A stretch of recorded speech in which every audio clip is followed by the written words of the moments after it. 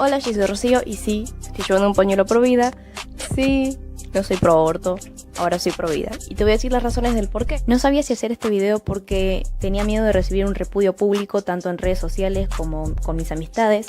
Pero siento que no me importa, tengo que dar mi punto de vista porque tal como yo estoy pensando de esta manera, hay muchos otros jóvenes que piensan igual que yo, pero que no lo dicen o lo ocultan simplemente por el hecho de que piensan que los proabortos son la mayoría. Y además, digamos la verdad, la mayoría de los providas somos discriminados por esta ola progre, pero bueno.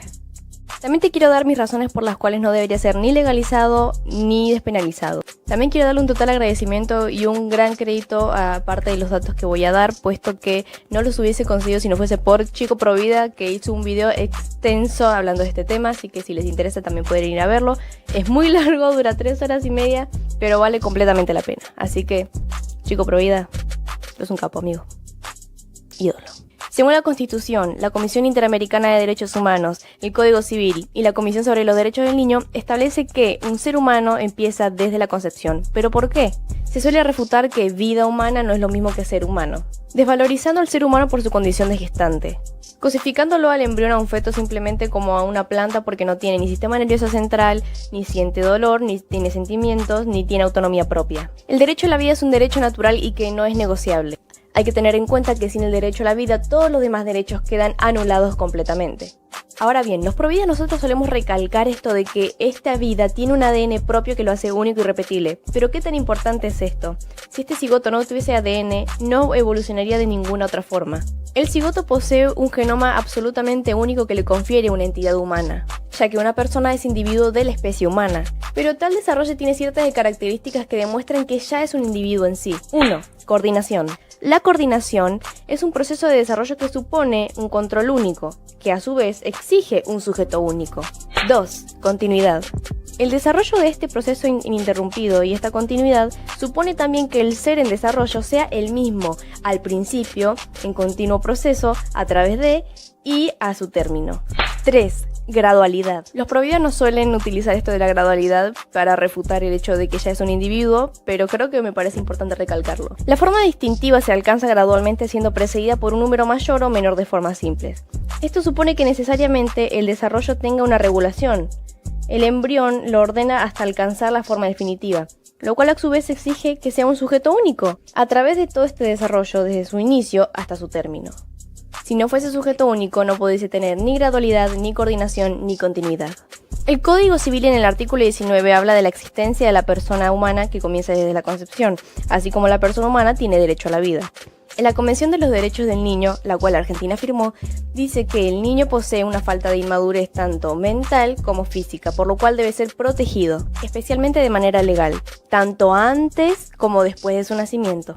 Esto último valida el hecho de que no debería ser despenalizado, puesto que este niño ya tiene derechos antes de nacer. Según estudios recientes, los embriones humanos tienen la capacidad para desarrollarse de forma autónoma. Desde el comienzo de la vida, el óvulo fecundado es un ser vivo autónomo, y se demostró que está preparado para la supervivencia dentro y fuera del útero materno, por lo cual podría sobrevivir hasta 14 días fuera de este. Este dato yo no me lo sabía y me quedé ¡wow! Ya he explicado el por qué debería ser considerado individuo desde la concepción, ahora vamos a hablar si siente dolor realmente. En el primer mes de embarazo, el embrión humano empieza a desarrollar todas las células sanguíneas, neuronas, nefronas, cerebro, médula espinal y corazón, incluso pulmones y el tracto gastrointestinal. El sistema nervioso central del embrión empieza a formarse a la tercera semana de gestación, no como otros dicen de que empieza a las 8 o a las 18 semanas o incluso a las 24. No, el sistema nervioso central empieza a formarse desde la tercera semana, por lo que algunos podrían alegar que ya desde la tercera semana podría sentir dolor. La primera parte de la corteza cerebral que se empieza a formar es la...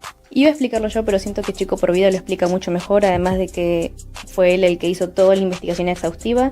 Así que como no le quiero quitar crédito, les voy a dejar un pedazo del video de él y les dejo en la descripción el video. Lóbulo parietal inferior, y esta es la que se va a llamar placa somatosensorial o corteza somatosensorial. Y es aquí donde se interpreta o sensa y localiza el dolor. Así que esa es la hija de mil putas que interpreta el dolor. Esta parte, la corteza somatosensorial. Ahora, si nosotros hiciéramos un corte coronal, o sea, así,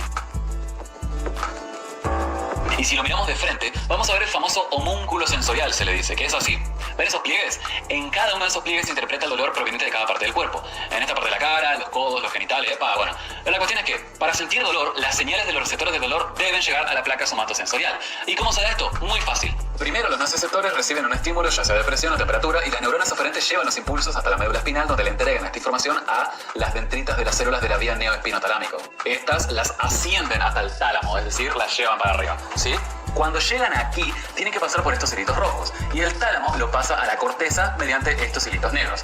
En la corteza van a parar al lóbulo parietal, específicamente la corteza somatosensorial. Entonces, para percibir el dolor, sí o sí es necesario tener las vías espinotalámicas y las vías talamocorticales. Por tanto, necesariamente el feto tiene que empezar a sentir algún tipo de dolor entre la semana 17 o 18. Las células de la vía talamocortical se empiezan a desarrollar a la semana 16 aproximadamente, y se terminan de desarrollar a la semana 24 en adelante. Por ende, el feto necesariamente sí o sí comienza a sentir dolor en la semana 18. ¿Por qué? Porque lo que pasa, el dolor, es el tálamo, y la conexión entre la médula y el tálamo ya está establecida en la semana 18. Y además, hay evidencia de que no es necesario que el tálamo esté conectado a la corteza cerebral para tener conciencia, sino que la conciencia nace del tálamo. Si este es el caso, entonces el feto en realidad podría estar empezando a percibir el dolor desde la semana 8. Ríanse, pero es así.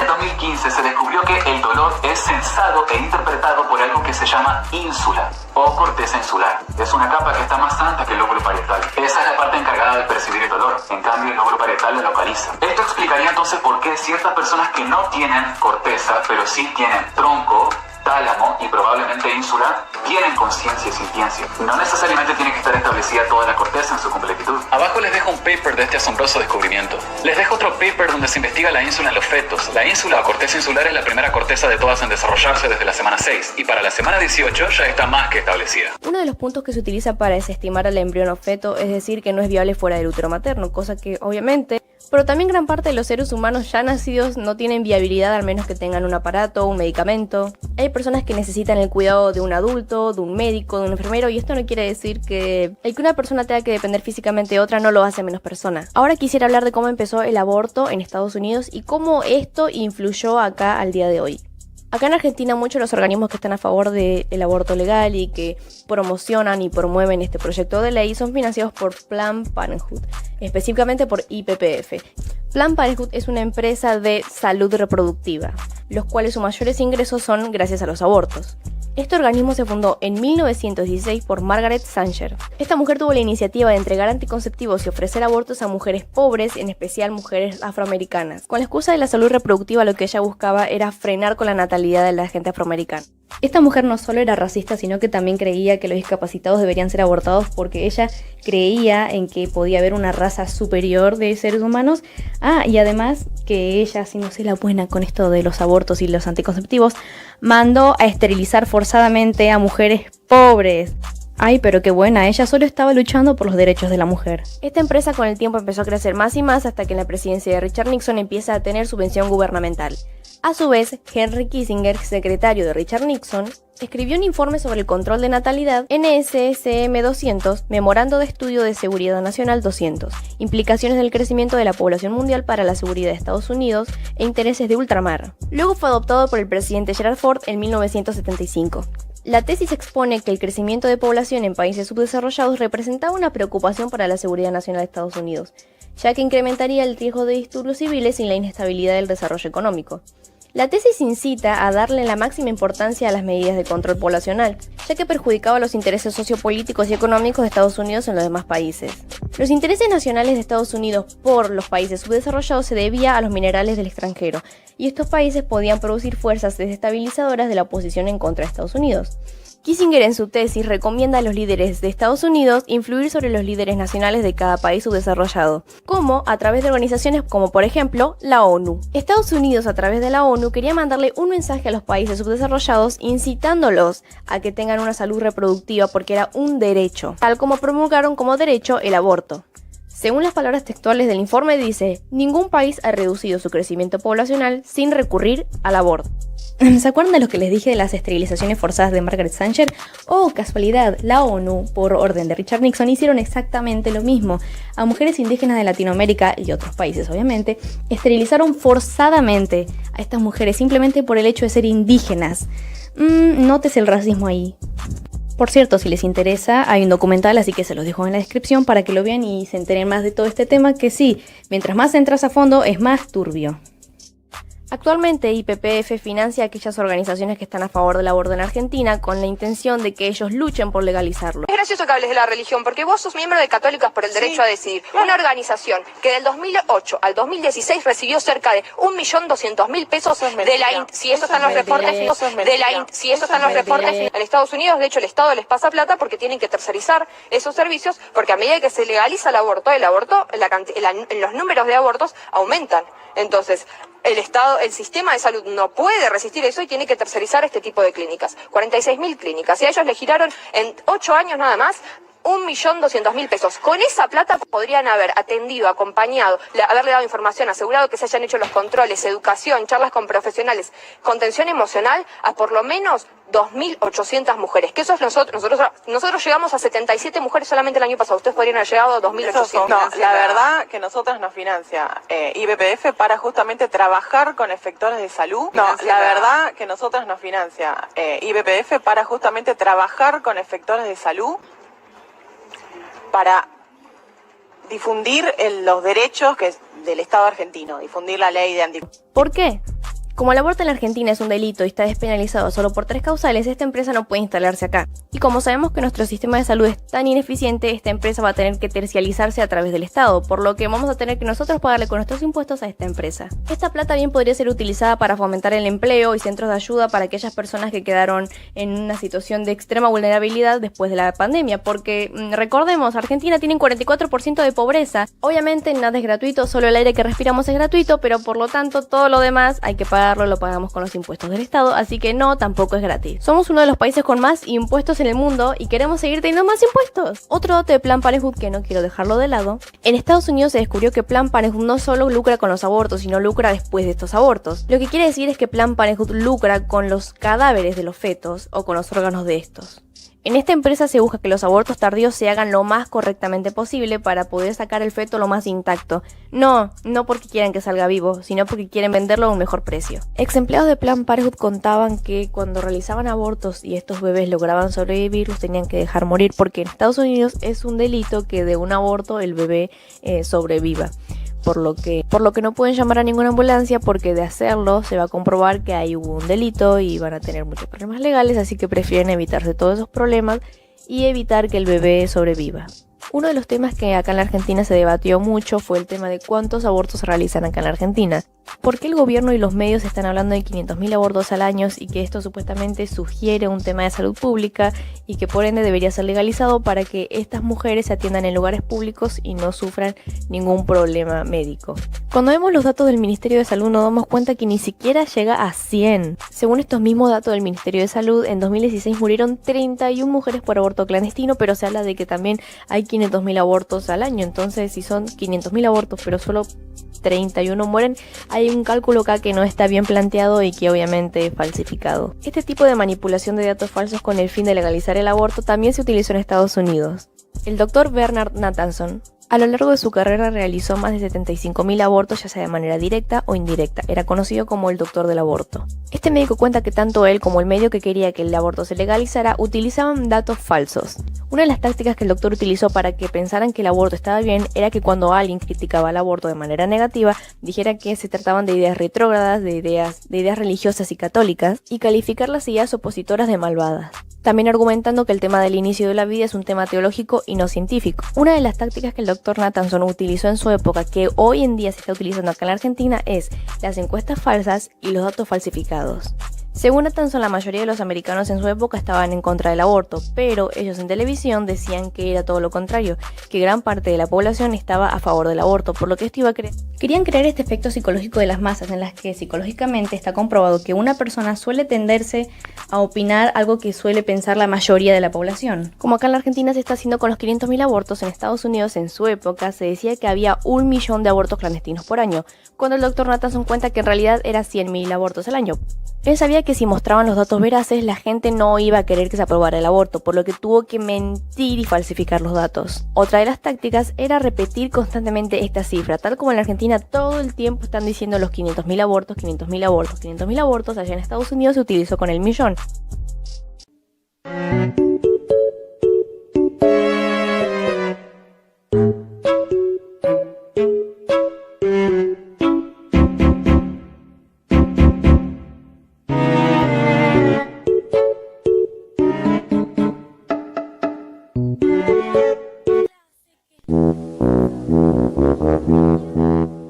mentira lo suficientemente repetida, la opinión pública la hace verdadera. Este médico desconocía del desarrollo de la vida humana en el vientre materno, puesto que en esa época no existía la tecnología que hoy nos permite conocer el proceso embrionario y fetal de manera visible. Luego de ver por primera vez el corazón de un feto latiendo en un ultrasonido, él fue consciente de las consecuencias de sus acciones. Luego de esto, el doctor hizo 2 documentales sobre el aborto. El más importante, el que todos conocemos, es El grito silencioso, el cual es el más conocido pero a la vez el más criticado. En este video se muestra cómo se aborta a un feto de 12 semanas y cómo este intenta escapar de las garras del aborto y cómo este grita de manera silenciosa, mostrando que está sufriendo y que está sintiendo dolor. Esto hizo que el doctor se hiciera mundialmente conocido, puesto que nunca nadie antes había hecho algo así como grabar en vivo un aborto, lo cual demostraba que efectivamente el bebé sufría mientras le realizaban el aborto. Mucha gente tomó este documental de falaz y manipulador, pero el doctor Nathanson dijo que si tanto creían que era falso, que hagan ellos mismos un aborto y se lo graben, pero que ellos no lo iban a hacer porque sabían lo que iban a ver. Ahora yéndonos más al tema del proyecto de ley en sí. Según el proyecto de ley que se intenta legislar, el plazo límite es 14 semanas, pero sin límite de edad gestacional a aquellas mujeres quienes sientan que su salud integral se ve afectada o que aleguen haber sido violadas. Por lo cual, si una embarazada alega que está con estrés, que le produjo problemas en su vida, que la pareja la dejó, que no tiene trabajo, puede abortar hasta los 9 meses. Se supone que ampara a aquellas que declaren ser violadas y sin denuncia alguna, lo cual perpetuaría el delito y dejaría impune al violador.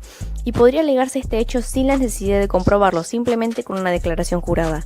En el caso de menores de 13 años, podrían ir a abortar sin la compañía del padre o tutor y sin la declaración jurada, simplemente con la palabra de ella, esté mintiendo o no, lo cual es una gran irresponsabilidad.